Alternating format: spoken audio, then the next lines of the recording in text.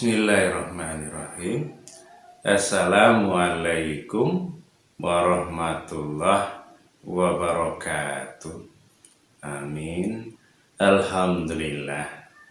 Saudara-saudaraku sekalian, pada kesempatan kali ini saya ingin menyampaikan sebuah tema terkait dengan firman Allah, yaitu firman Allah di dalam surat Al-Hujurat ayat 11 yang potongannya saja, yaitu bunyinya ya ayyuhalladzina amanu la yaskhar qaumin min qaumin asa ayyakunu khairum minhum, yang artinya, wahai orang-orang yang beriman, janganlah kamu sekalian itu mengolok-olok antara kaum yang satu dengan yang lainnya, karena boleh jadi yang diolok-olok itu lebih baik daripada yang mengolok-olok. Dari ayat itu bisa kita ambil pengertian bahwa kita sebagai umat Islam yang beriman tidak sepantasnya ataupun tidak seharusnya mengolok-olok saudara kita yang lain. Karena orang yang beriman itu pada hakikatnya adalah saudara. Jadi kalau ada masalah di antara kita, di antara orang yang beriman, ya harusnya diselesaikan dengan cara yang baik, dengan cara yang bijaksana, bukan dengan cara-cara yang mengarah mengolok-olok, merendahkan, mencela, yang sebenarnya mereka itu juga saudara kita, sehingga siapapun yang melakukan seperti itu berarti dia telah melakukan sesuatu yang keliru, yang salah, dan tidak sesuai dengan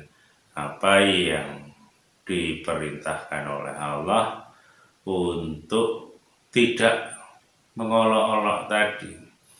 Dan mengolok-olok itu pun bisa bentuknya itu ya bermacam-macam.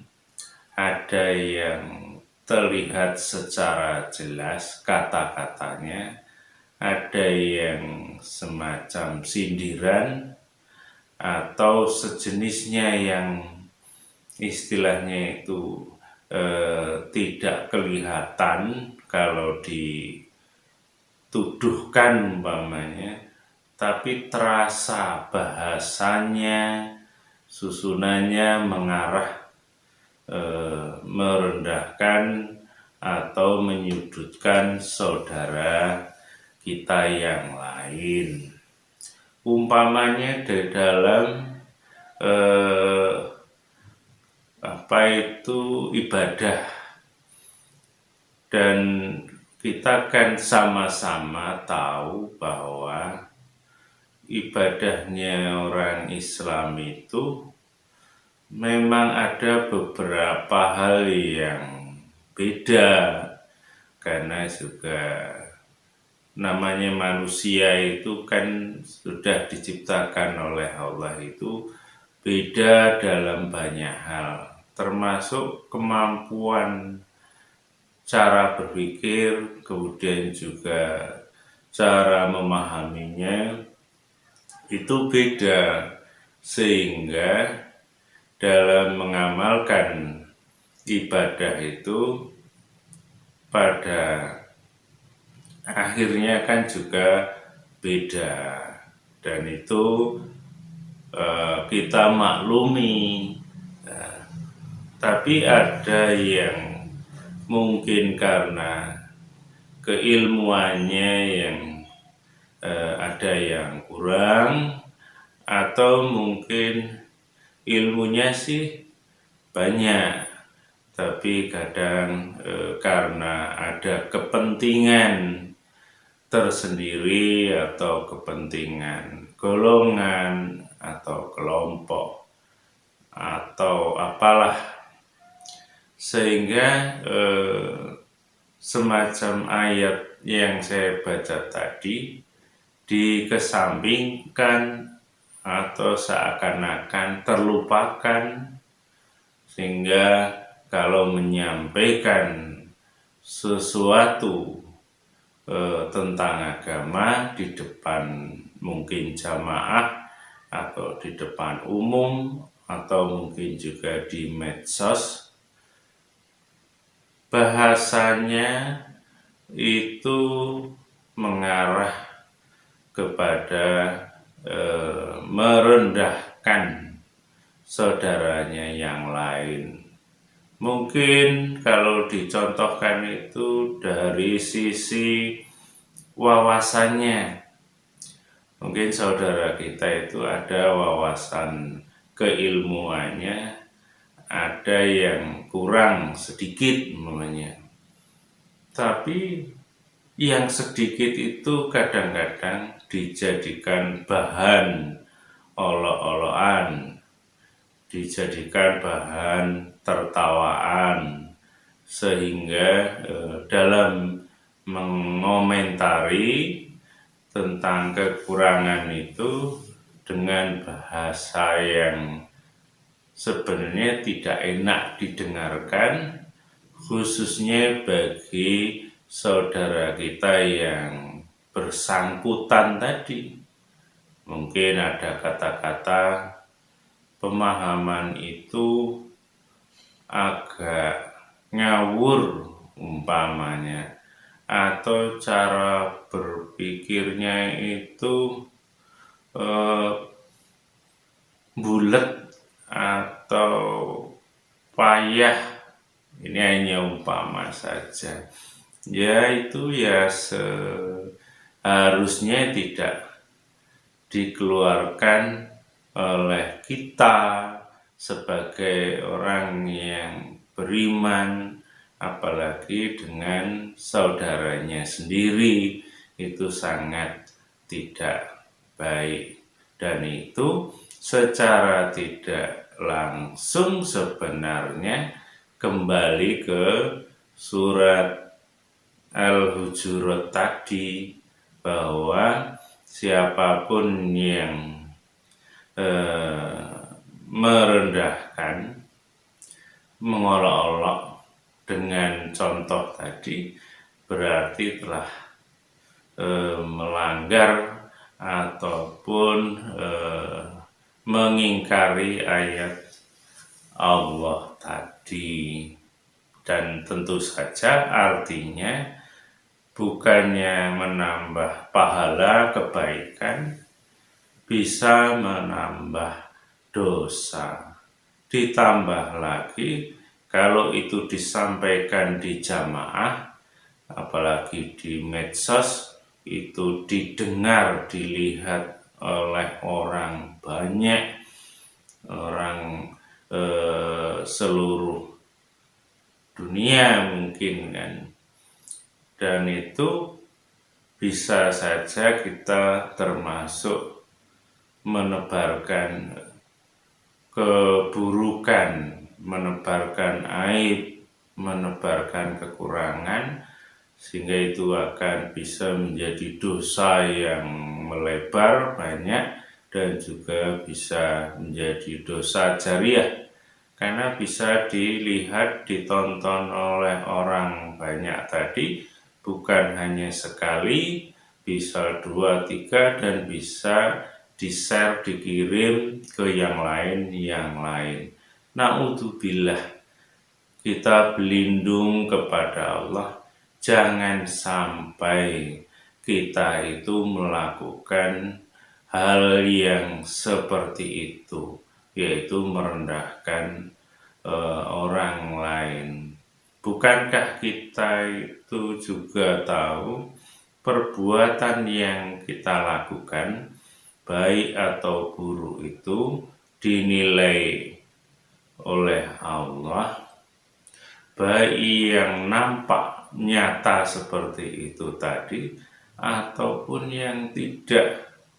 Yang tidak itu umpamanya kita berpikir buruk sangka umpamanya, itu kan juga tidak diperkenankan. Walaupun adanya di dalam pikiran, tidak didengar, dilihat oleh orang lain, hanya kita. Tapi kan ada Allah, ada malaikat yang tahu apa-apa yang ada di dalam diri kita, yang tersembunyi ataupun yang dilahirkan. Maka kalau kita memahami ayat tadi, kemudian mencoba untuk lurus di jalan Allah dengan mengamalkan ayat tadi, karena itu juga sebuah ibadah dari sekian banyak ibadah kepada Allah selain sholat, puasa, zakat, dan lain-lainnya, dan tidak meremehkan, merendahkan kaum yang lain itu juga suatu ibadah. Jadi jangan dikira itu bukan ibadah kepada Allah, itu juga ibadah. Jadi akan terlihat sebenarnya di diri kita selama ini, pernahkah kita itu melakukan seperti itu, baik itu ketika di medsos ataupun berbincang-bincang kepada saudaranya yang lain, membicarakan si A, si B, si C, dan yang lainnya, yang di dalam pembicaraan itu bisa jadi ada menyinggung orang lain tadi, saudara kita, dan kemudian yang kita bahas mungkin yang kurang-kurangnya dan tidak memperlihatkan kelebihan-kelebihannya. Padahal kalau kita itu paham benar ayat tadi, maka ketika setan itu membisikkan, menggoda untuk mengarahkan cara bicara kita, pikiran kita untuk menjelekkan saudara kita yang lain atau merendahkan tadi, seharusnya kita itu langsung istighfar kepada Allah. Astagfirullahaladzim, mungkin ini godaan setan yang mengajak kita untuk berkata atau yang berpikir yang tidak yang tidak dibolehkan oleh Allah. Kemudian bicara kita diluruskan, dibenarkan dengan cara umpamanya, ya mereka itu yang kurang pas dalam ibadahnya, mungkin itu menurut kita. Menurut Allah boleh jadi itu tidak menjadi masalah. Kalaupun toh memang itu keliru, ya kitanya kalau punya kemampuan untuk meluruskan, ya kita luruskan dengan cara yang baik. Bagaimana caranya? Kalau sebagai saudara itu meluruskan tadi, tapi tidak mempermalukan di depan umum sehingga kita merendahkan orang lain dan di satu sisi kita menyombongkan diri kita bahwa kita itu merasa paling benar, paling lurus, paling mengerti, umpama seperti itu.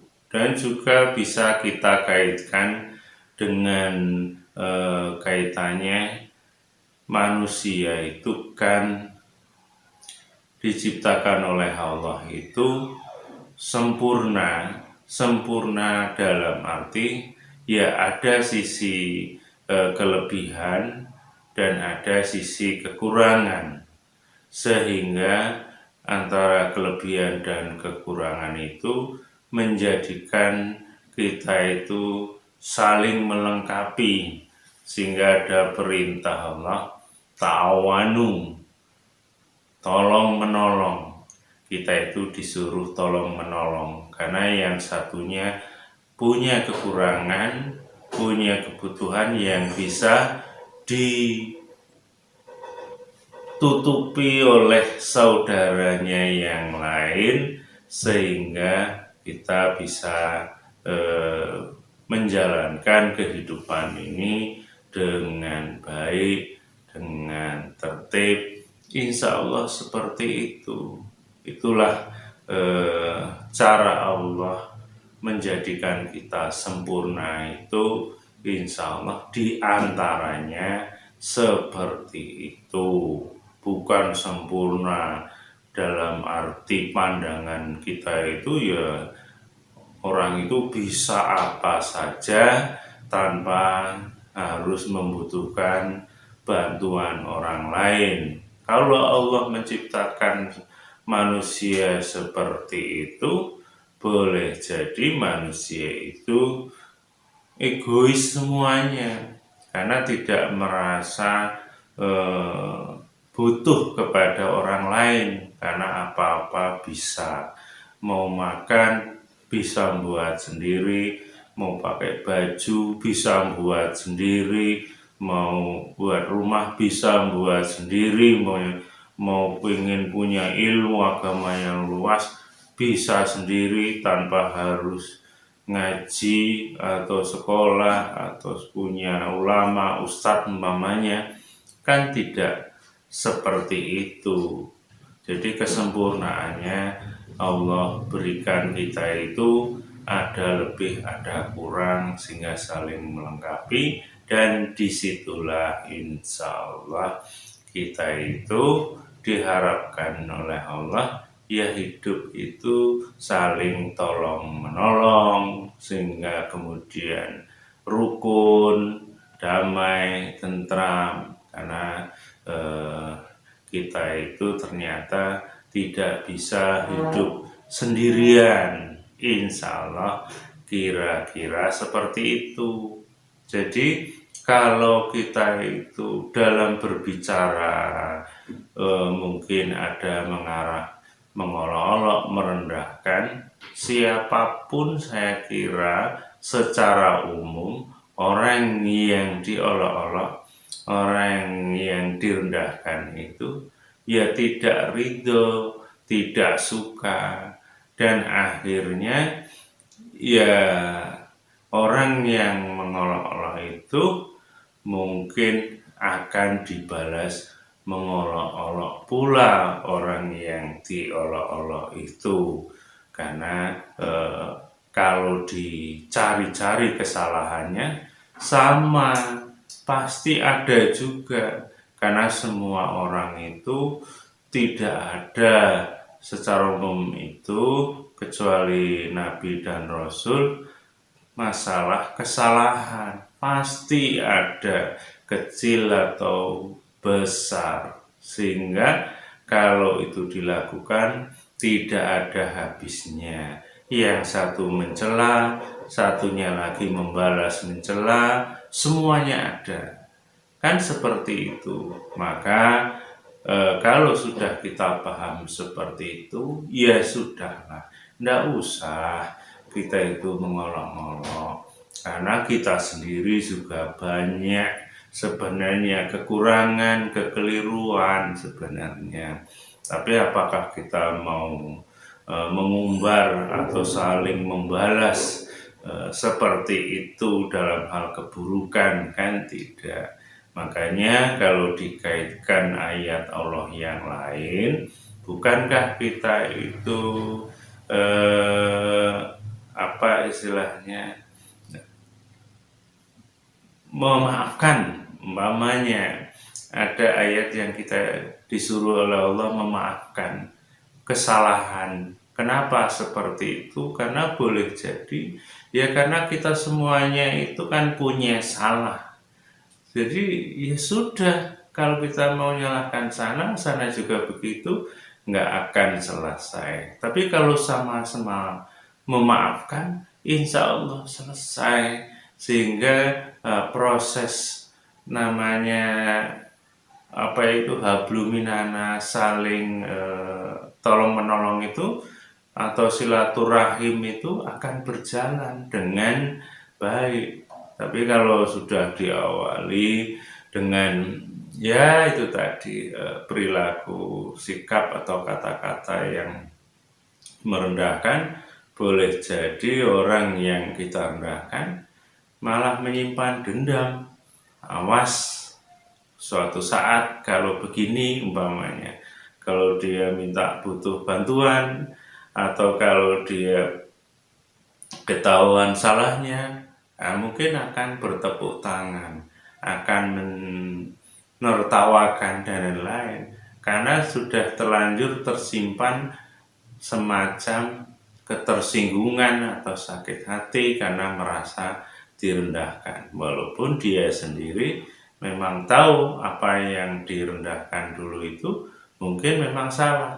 Tapi kalau direndahkan di depan umum, siapapun biasanya tidak bisa menerima dengan lapang dada. Yang ada bisa saja sakit hati, kan seperti itu.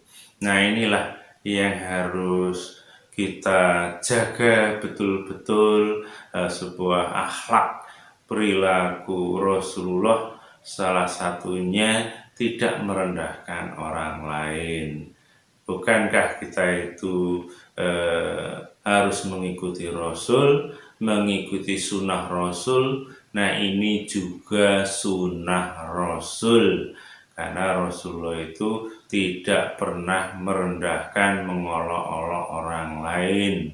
Dan ini yang harus kita perhatikan kalau kita ingin menjadi umatnya Rasulullah, yang mengikuti Rasulullah, ittiba Rasulullah ini juga. Jadi bukan hanya mengikuti cara ibadah sholatnya, puasanya, dan lain-lain sebagainya, tapi ini juga sunnah Rasul yang kadang-kadang tidak terpikirkan oleh kita atau saudara kita yang lain, sehingga dengan renyah, dengan mudah, dengan enak saja ketika berbincang-bincang atau menyampaikannya di medsos, kekurangan saudara kita yang lain tadi, yang kemudian mengarah merendahkan atau mengolok-olok, bahkan yang sangat-sangat disayangkan ada yang sampai mengatakan itu agamanya sesat umpamanya, padahal tidak punya bukti satupun kalau saudara kita itu sesat, hanya karena isu, hanya karena katanya orang-orang di sekitarnya, atau hanya karena melihat cara ibadahnya yang mungkin menurut dia tidak sama, kayaknya itu keliru, padahal belum tabayun, belum klarifikasi apa yang dilakukan itu sebenarnya apa, bagaimana, dasarnya apa. Nah, itulah ada di antara kita atau saudara kita yang kadang-kadang gegabah, sembrono, tidak berpikir lebih jauh lagi sebelumnya belum diteliti.